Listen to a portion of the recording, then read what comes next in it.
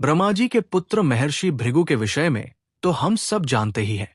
उनकी पत्नी का नाम था पुलोमा, जो अद्वितीय सौंदर्य की स्वामिनी थी। एक बार महर्षि भृगु स्नान के लिए आश्रम से बाहर गए हुए थे।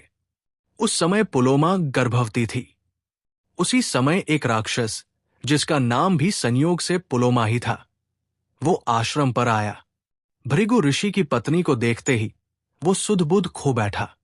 उसने निश्चय किया कि वो पुलोमा का हरण कर लेगा। उधर उसके निश्चय से अनभिज्ञ पुलोमा ने उसे अतिथि मानकर उसका स्वागत किया और उसे भोजन दिया। भोजन के बाद पुलोमा ने महर्षि भृगु की पत्नी को अपने साथ चलने को कहा। उसने कहा कि बचपन में ही उसने पत्नी के रूप में उसका वरण कर लिया था। उसे इस प्रकार बोलते देखकर पुलोमा बड़ी रुष्ट हुए और उसकी बात का विश्वास नहीं किया। ये देखकर पुलोमा राक्षस ने वही प्रज्वलित अग्नि से पूछा कि हे अग्निदेव, आप सदा सत्य कहते हैं, इसीलिए कृपया बताइए कि मैं जो कह रहा हूं वो सत्य है कि नहीं। तब अग्निदेव ने कहा, पुलोमा, तुम सत्य तो कह रहे हो कि इसका वरण पहले तुम ही ने किया था, किंतु तुमने शास्त्रोक्त विधि से इसका पाणी ग्रहण नहीं किया। वो महर्षि भृगु ने किया है, इसी कारण वही इसके पति है। अग्निदेव को ऐसा बोलते देखकर पुलोमा को बड़ा आश्चर्य हुआ।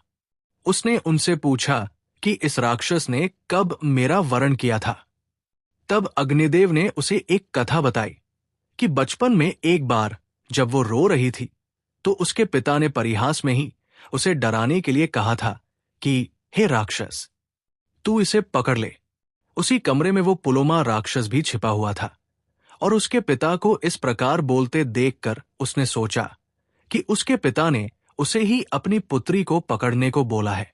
इसी कारण उसने उसी समय पुलोमा का पत्नी के रूप में वरण कर लिया।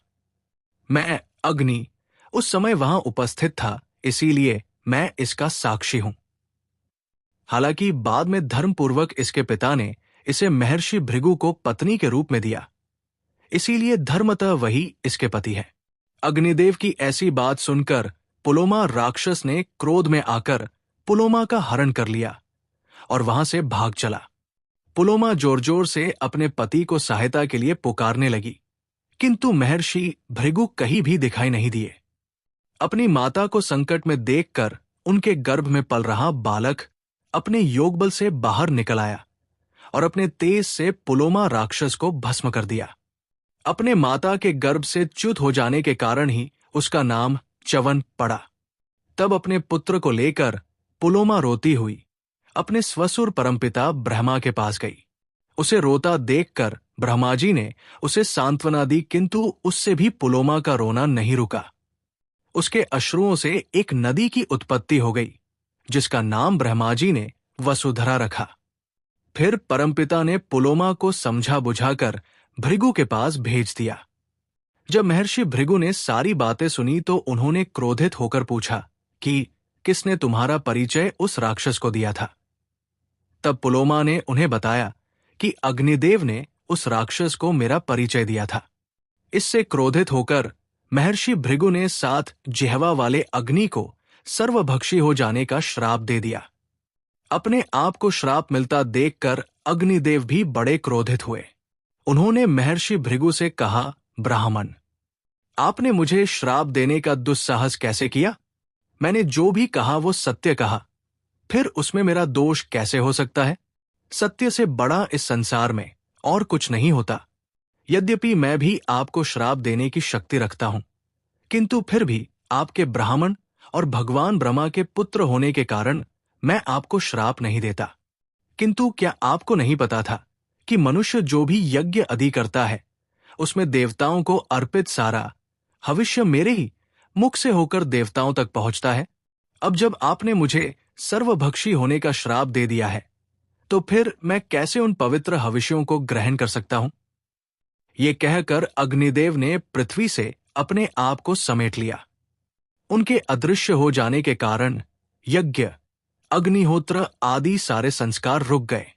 इससे घबराकर सारे ऋषि और देवता ब्रह्मा जी के पास गए और उनसे सारी बातें कही।